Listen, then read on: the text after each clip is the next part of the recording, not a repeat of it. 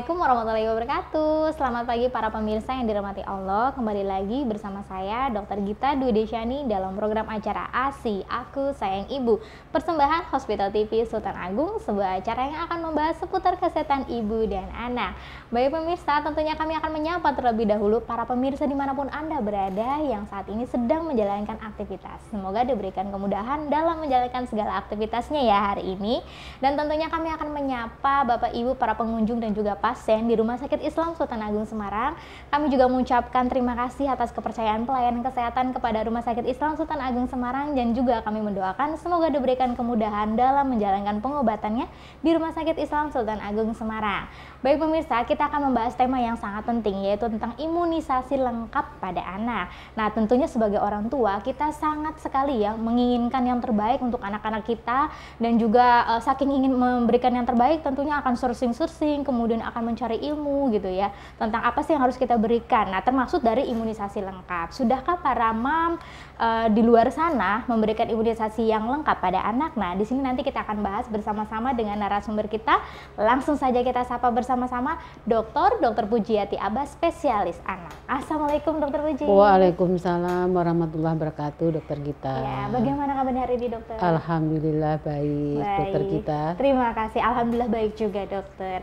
Terima kasih dokter ya sudah meluangkan waktunya di pagi hari ini ya dok ya.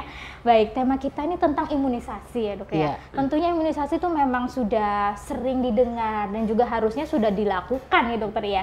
Cuma untuk mengingatkan lagi, apalagi kan kita kemarin sudah pada hari pekan imunisasi seperti itu. Nah, bisa di-refresh lagi kepada para pemirsa definisi atau mungkin pengertian dari imunisasi ini apa sih dok? Silakan dok. Jadi kalau imunisasi itu adalah untuk memberikan kekebalan tubuh pada anak ya, supaya tetap sehat terus, terlindungi dari segala penyakit yang infeksi maupun penyakit yang menular gitu.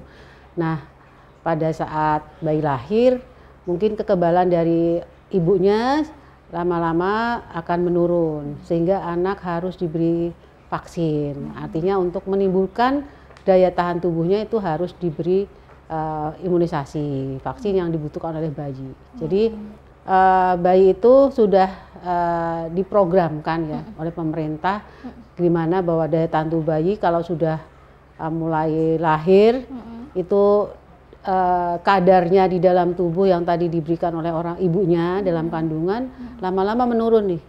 Nah, artinya kalau udah mau menurun nih dicas lagi kan. Gitu, dicas lagi supaya lebih kekebalannya muncul lagi ya. Jadi artinya kita berikan kekebalan baik pasif maupun aktif ya. Itu. Jadi tujuan terpenting adalah untuk memberikan kekebalan tubuh ya, dokter ya. Betul. Nah, untuk kekebalan tubuh tentunya ini diberikan dari sejak lahir ya dokter ya. Betul. Nah, ini harusnya dok kalau misalkan standarnya itu harusnya diberikan lengkap tuh sampai usia berapa nih dok? Lengkapnya kalau imunisasi dasar itu sampai umur 9 bulan. Nah, 9 bulan 9 bulan ya, 9 bulan. Nah, nanti kalau sudah lepas 1 tahun itu diulang, di booster ya, di booster untuk yang tadinya udah mulai naik nih, udah dipertahankan. Nanti kalau umurnya udah mulai mendekati 1 tahun, mulai turun nih, gitu kan. Nanti harus dicas lagi kan gitu. Nanti untuk supaya kekebalannya biar tetap tinggi terus gitu. Jadi harus dilakukan booster atau ulangan imunisasinya. Baik dokter. Tapi yang namanya tadi dasar itu memang harus wajib ya dokter wajib, ya? Wajib ya 9 bulan itu. Baik. Nah, untuk jenis-jenis vaksinnya sebenarnya ada apa aja sih dok? Atau mungkin tahun ini sudah diperbarui mungkin dok?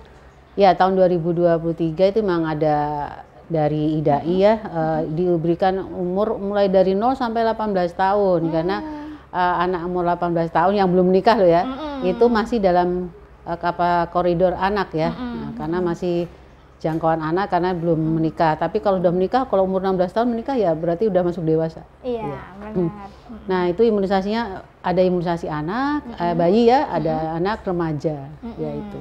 Itu yang nanti remaja juga harus diulang imunisasinya. Karena kalau tidak kan rentan terhadap penyakit menular, terhadap penyakit infeksi, ya virus gitu kan. Sekarang kan lagi sejak pandemi itu kan, itu juga harus segera dilakukan vaksin ulang ya. Gitu. Nah, baik dokter, tentunya tadi banyak sekali dokter ya, dengan wajib 9 bulan tadi, 9 imunisasi dasar itu, dan kemudian ada ulangan vaksinasi. Betul. Nah, tahun 2023 tadi dokter sudah menyampaikan ada perbaruan nih dok. Nah, mungkin bisa disebutkan dok jenis-jenis vaksinnya apa aja dok? Ya, kalau vaksinnya mungkin masih tetap, tapi ada beberapa tambahan yang mungkin harus kita pikirkan, misalnya yang wajib tuh dulu tidak ada, sekarang ada, misalnya rotavirus, sekarang ya istilahnya harus diberikan ya, karena kasus diare itu cukup tinggi kan, kemudian influenza sejak pandemi dan pasca pandemi ini kasus virus itu kan juga masih cukup tinggi, terutama sekarang mungkin terhadap penyakit influenza yang menyebabkan flu gitu juga harus kita perhatikan juga ya. Artinya gejalanya kan yang namanya virus itu hampir-hampir mirip nih. Nah, betul. Nah, ada beberapa yang lain untuk anak-anak remaja yang sudah besar itu seperti varicella, kemudian hepatitis A, ya, kemudian imunisasi penyakit tipoid, ya tipes ya. HPV itu juga, dan sekarang ada yang baru itu adalah vaksin dengue ya. Tapi meskipun itu masih belum masyarakat, tetapi itu perlu disampaikan gitu ya. Berarti pada dasarnya tuh banyak juga sekarang tuh vaksinasi yang tambahan yang terbaru dan ada yang baru nih, dengue ini sudah mulai digalakkan juga karena dipromosikan ya, karena virus demam berdarah kan cukup mematikan ya. Betul, kalau sudah lebih mematikan kalau daripada virus, kalau kita bilang COVID ya, ke virus demam berdarah itu justru waktunya cuma singkat. Benar. 2-7 hari, sedangkan COVID bisa panjang loh. Benar. Kecuali pada kasus-kasus yang punya komorbid ya, mungkin short termnya lebih pendek. Tapi kalau dengue itu memang sangat cepat kejadiannya, terus bisa survive atau terjadi lebih parah gitu. Dokter, apalagi kasus DBD ini kan tidak sekarang melulu difokuskan di daerah endemis ya dokter ya. Betul. Kita aja di sini aja sering banget ya dokter ya. Baik. Nah, untuk bisa diingatkan lagi atau mungkin refresh lagi dok ilmunya untuk imunisasi dasar yang harus dilakukan tuh apa saja dan harus dimulai dari bulan kapan dok? Ya, oke. Kita mulai dari yang imunisasi dasar. Baik, ya, dokter. Yang harus diberikan kepada bayi ya. Jadi umur 0 itu kita berikan vaksin hepatitis B.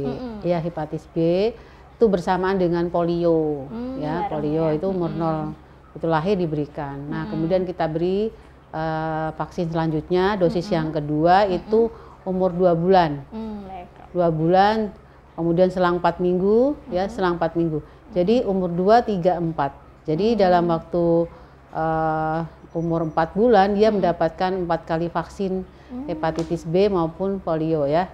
Jadi umur hepatitis 0, polio 0 pada saat lahir, kemudian umur 2 bulan, 3 bulan dan 4 bulan. Jadi selangnya itu 4 minggu. Nah, diulang boosternya itu diulang setelah pada saat umur 18 bulan. Jadi vaksin yang keempatnya itu adalah umur 18 bulan. Ini yang mungkin kadang-kadang kurang dipahami, perlu adanya pengulangan. Nah, itu. Karena kalau sudah vaksinnya udah dasar lengkap itu terus tidak diulang. Padahal ini penting. Karena kalau tidak diulang, itu kan daya tahannya tuh, imunitasnya kan turun lagi tuh. Nah, itu harus dinaikkan lagi nih. Nah, dicas lagi kan ya. Kita kan juga baterai itu kan harus dicas juga ya, dicas. Iya, HP dicas sama, vaksin juga begitu. Artinya daya tahan tubuh mulai turun, kita vaksin ulang lagi supaya terbentuk lagi, kekebalannya tambah lagi gitu. Itu tadi yang 2 vaksin ya. Polio dan hepatitis. Polio dan hepatitis. Nah, selanjutnya adalah BCG. BCG ini penting sekali. Kenapa? Indonesia itu kasus TB anak meningkat seiring dengan TB dewasa juga meningkat gitu. Seirama gitu jadi ya. Jadi dan kita ini cukup riskan juga karena kita juga di 5 besar tertinggi kasus TB-nya di dunia ya. Mengerikan. Jadi artinya ya kalau kita bicara 3 orang pasti salah satu kena TB kan gitu, karena sangat infeksius gitu. Nah, karena itu ini BCG sangat penting. Meskipun ini memberikan tidak 100% memberikan perlindungan, tetapi minimal dia akan berikan perlindungan sekitar 90%. Artinya kalau tidak dilakukan vaksin tambah lebih mudah terinfeksi daripada tidak divaksin. Karena kita daerah endemis ya. Daerah kasusnya cukup banyak. Nah, itu cukup 1 kali ya, 1 kali pada saat umur 1 bulan. 1 bulan langsung ya, Dok. 1 bulan. Kalau tadi kan 0 hari itu bulan. bisa langsung diberikan pada hepatitis maupun polio. Baik. Nah, setelah itu ada penyakit yang lain yaitu yang berhubungan dengan infeksi, kasus-kasus infeksi di masyarakat seperti DPT ya. Nah, yaitu kita berikan difteri, tetanus dan pertusis. Langsung 3 itu, Dok? Ya, jadi combo ya. Sekarang pemerintah juga sudah menyediakan lewat Bio Farma itu 5 vaksin. Jadi ada DPT, ada HIV, dan ada HB ya. Itu jadi 1 sebenarnya vaksinnya, jadi HB. Nah, masyarakat cukup datang untuk pada umur 2 bulan itu sudah suntiknya 5 vaksin. Langsung 5 combo tuh, Dok. Luar biasa. Di combo, jadi udah kombinasi seperti. Ada bahkan perusahaan di luar Bio Farma itu 7, ada 6 gitu kan. Tapi kita cukup 5 ya. Artinya itu mencakup untuk anak-anak Indonesia yang tentu saja wilayahnya harus terjangkau ya. Jadi untuk DPT ini umur kita berikan setelah umur 2 bulan. Pada saat umur 2 bulan, kemudian 3 bulan, 4 bulan ya. Diberikan 3 kali dasarnya nih. Dasarnya barengan bersama dengan tadi apa? Polio hepatitis. Iya, barengan polio karena vaksinnya combo ya. Combo ya, kemudian kita berikan HIV juga. Jadi ada difteri, pertusis, tetanus, kemudian hemoinfluenza influenza tipe B, kemudian hepatitis B ya. Nah, polionya sendiri. Nah, kemudian itu bisa kita ulang, Mbak. Dokter Gita ya. Kita ulang pada saat umur sama dengan umur 18 bulan. Jadi kalau vaksinnya banyak banget harus kita berikan, tapi cukup kita berikan 1 kali suntikan udah mencakup semua itu. Jadi kita berikan vaksin combo. Ya, boosternya kita berikan pada saat umur 18 bulan. Tetapi untuk kasus difteri, pertusis, tetanus ini bisa diberikan juga nanti pada saat bias. Bias bulan imunisasi anak sekolah itu kan, anak-anak TK itu juga nanti divaksin ya. Kemudian pada saat itu yang kelima ya, nanti pada saat anak sudah mulai, terutama pada anak-anak perempuan yang remaja, itu diberikan setelah dia kelas 6. Pada saat kelas 6 itu diberikan umur 13 atau 14 tahun ya, diberikan pada anak remaja. Karena kan ini juga melindungi anak remaja dari infeksi yang nanti karena berurusan dengan reproduksi ya, supaya tidak mudah terinfeksi. Nanti kalau pada saat hamil dan segala macam, kalau dia sudah menikah itu terlindungi ya, terlindungi. Itu tentang DPT. Kemudian HIV-nya juga kita baringin karena dia menggunakan combo ya. Hemophilus influenza tipe B ini juga kita berikan dengan waktu yang sama. Yang penting selangnya itu 4 minggu ya. 4 minggu ya. Jadi kalau bingung 4 minggu aja udah pokoknya tiap bulan gitu. Datang tanggal 1 gitu. Atau gitu ya. Kadang-kadang puskesmas itu berikan jadwal misalnya hari-hari tertentu gitu ya. Atau tiap hari itu tergantung puskesmas dan pelayanannya di masing-masing puskesmas ya. Dia ada HIV diberikan 3 kali dasarnya, ada booster umur 18 bulan juga ya. Kemudian untuk vaksin yang lain ada tambahannya nih. Kasus-kasus pneumokokus kan cukup tinggi nih sekarang kasusnya. Pasca COVID ya, kalau pasca COVID selama saya memberikan pelayanan kesehatan di poliklinik maupun rawat inap, kasus pneumonia cukup tinggi. Cukup ini anak batuk, pilek gitu, atau batuk kemudian dengan kasus pneumonia cukup tinggi. Jadi kewaspadaan terhadap kasus pneumonia ini kita juga harus lebih ditingkatkan. Alangkah baiknya diberikan juga vaksin PCV ini ya, pneumokokus. Cuma dari pemerintah belum, mungkin saya kurang paham ya, apakah di tempat-tempat di provinsi lain itu sudah disupport, itu artinya tidak usah bayar gitu, pemerintah menyediakan atau enggak. Tapi sepengetahuan saya untuk PCV ini masih harus kita biayai sendiri ya, biaya sendiri.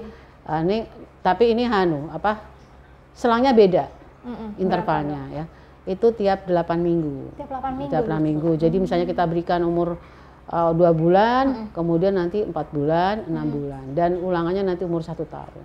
Ya, itu adalah yang tambahan. Ada beberapa tambahan lain seperti diare juga ya. Nah, diare ini kita berikan juga pada saat umur minimal sebenarnya kalau diare itu kita berikan umur 6 minggu. 6 minggu. Nah, tapi di jadwal yang terbaru ini bisa diberikan mulai dari 2 bulan. Nah, umur 2 bulan itu diberikan 3 dosis ya. Langsung, ya, tapi kita berikannya lewat oral. Oral. Nah, karena polio itu kan untuk memberikan daya tahan, jadi kita masukkan ke usus ya. Jadi ya harus diteteskan selama 3 kali ya, tergantung vaksin yang beredar sih ya. Itu. Itu yang dasar ya, yang dasar. Kemudian yang dasar yang lain adalah campak. Sebenarnya ini saya nggak tahu. Ini banyak juga campak, sih ya. campak ya dok ya. Iya, campak itu harus kita menggunakan vaksin MR sekarang. MR ya. MR ini bisa kita belikan pada saat umur 9 bulan. Ya, nanti di booster lagi pada saat umur 15 sampai 18 bulan boosternya. Jadi campak itu kasusnya cukup banyak ya. Jadi harus diberikan perlindungan sedini mungkin supaya tidak terkena campak. Karena komplikasi akibat campak cukup berat. Ya, salah satunya adalah pneumonia juga. Ya, ya. Jadi komplikasi yang diakibatkan oleh campak itu bisa juga menyebabkan kematian. Oleh karena itu harus diberikan sesuai jadwal ya. Karena nanti kalau yang dari sebelum 2023 ini memang campak ada boosternya itu sampai umur 2 tahun sebenarnya. Setelah 2 tahun diulang, tapi yang sekarang booster itu diberikan umur 15 sampai 18 bulan. Dapat diulang nanti pada saat umur bias. Nah, jadi anak umur usia sekolah ya. Yaitu yang vaksin-vaksin yang dasar ya dokter ya. Baik dokter, berarti memang cukup banyak dan itu sebenarnya sudah ada dijadwalkan ya, udah pakem ya dokter ya. Itu pakem ya. Saya kira cuma cakupan prevalensinya tidak pernah 100%.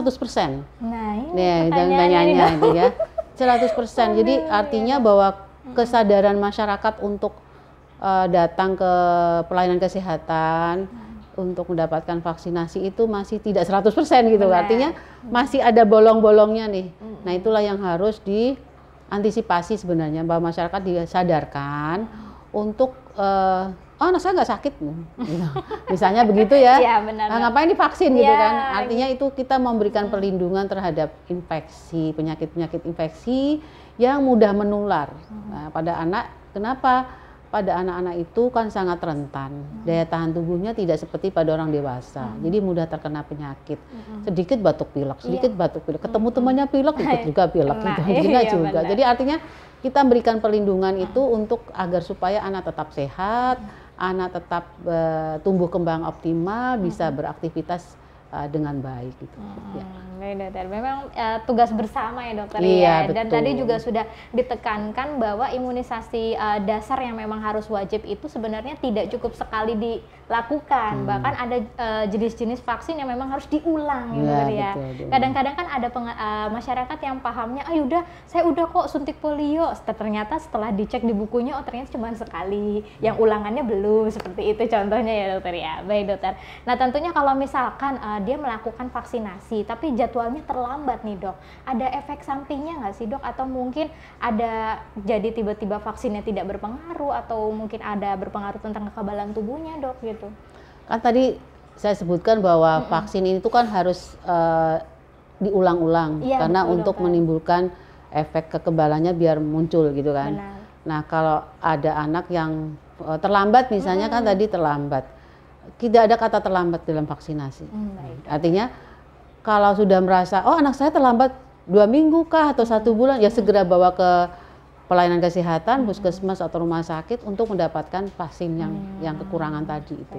Nanti kita akan kejar berapa kali yang harus dikejar, karena bagaimanapun untuk mendapatkan kekebalan itu harus segera diberikan. baik dokter. Nah, berarti benar ya, tidak ada kata terlambat. Bahwasanya itu tetap harus bisa dikejar ya dokter Iya, ya. kita kejar ya. Jadi bukan karena terlambat, udah nggak usah, males gitu ya Nah, dok. iya, Tiba-tiba suka-suka nanti males vaksin ini. lagi, malah jadi males. Habis tiba-tiba banyak alasan lagi yang lain seperti itu ya. Nah, terus kalau misalkan berhubungan dengan vaksin, ketika anak divaksin itu kan kadang-kadang ada menimbulkan gejala demam seperti itu ya dokter ya. Sebenarnya untuk gejala-gejala pasca vaksin itu apakah normal itu demam dok? Atau mungkin ada gejala lain yang harus kita waspadai setelah vaksin? Ya.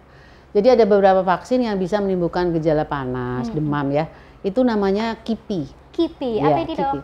KIPI itu adalah kejadian imunisasi pasca. Nah. Ya, kejadian ikutan pasca imunisasi. Iya ikutan nih.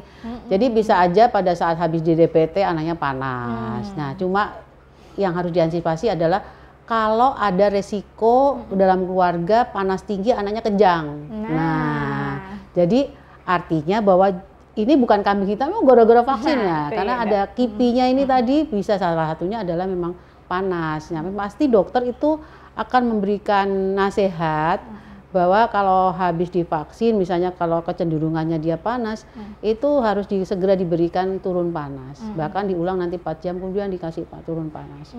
Nah, kalau kejadian pasca imunisasi itu ada ikutannya, misalnya jadi diare, itu sebenarnya hal yang maksudnya lumrah sebenarnya, karena respon anak itu berbeda-beda terhadap suatu vaksin ya. Jadi kalau cuma panasnya nggak sampai tinggi ya udah pasti dibawain obat turun panas ya, atau dia diare nanti, kecuali kalau kemudian diarenya berkelanjutan.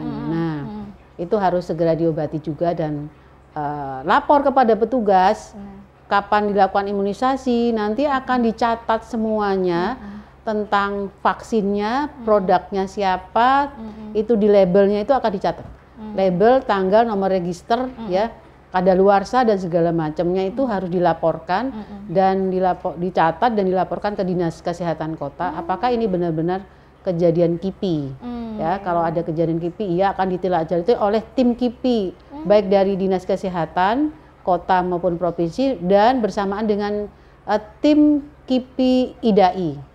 Nah, IDAI Kota Semarang atau IDAI Jawa Tengah atau IDAI di provinsi lain. Jadi kalau ada kejadian KIPI itu harus dicatat semua. Jadi detail ya.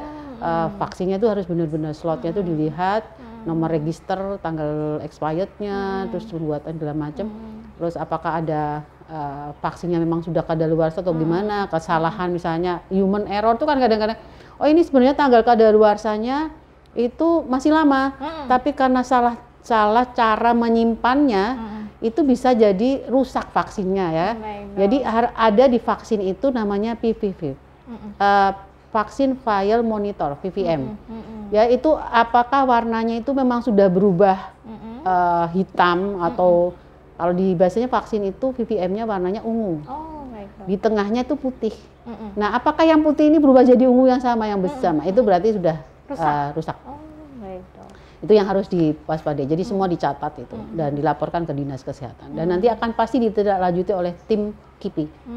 Baik dokter. Berarti apapun gejalanya harus terlapor ya dokter, terlaporkan. Ya? Harus terlapor. Bahkan ternyata Dinas Kesehatan tuh sudah membentuk tim itu ya dokter ya. Luar biasa. Baik dokter. Nah, tentunya kejadian KIPI tadi kan akan membuat kekhawatiran nih dok. Nah, untuk cara menangani kekhawatiran atau keraguan orang tua untuk memulai vaksin atau ternyata setelah dia mendapatkan KIPI anaknya ini bagaimana dok? Kalau kekhawatiran sebenarnya orang tua tidak usah khawatir ya. Nah itu karena kejadian KIPI ini 1 banding 1 juta kali ya. Jadi tidak semua terus timbul KIPI itu tidak. Kalau hanya panas itu hal yang biasa ya. Artinya cukup dengan biasanya kalau cuma panas itu diberikan obat turun panas, nanti 3, 4, 5 jam kemudian biasanya turun. Nah, kecuali kemudian ada tumpangan infeksi lain nih. Benar dok. Nah, memang kadang-kadang dalam perjalanan pulang ya kan, kemudian ketemu banyak orang ya, lingkungannya juga tidak mendukung misalnya gitu ya, terinfeksi juga akhirnya jadi sakit. Nah, bisa jadi mungkin KIPI-nya itu bukan panasnya itu bukan dari KIPI tapi ada infeksi tumpangan lain. Baik dokter, memang harus digali lagi ya dokter. Betul. Ya penyebab dan ini ya kaitannya apa? Baik dokter, untuk menangani itu tentunya kan tugas utama kita adalah meningkatkan kesadaran ya dokter ya, kesadaran dan pemahaman orang tua tentang pentingnya vaksinasi. Nah, untuk bagi tenaga kesehatan ini sebenarnya apa sih dok poin-poin penting yang harus kita tekankan di sini selain dengan jadwal dan juga cara vaksinnya gitu kepada masyarakat?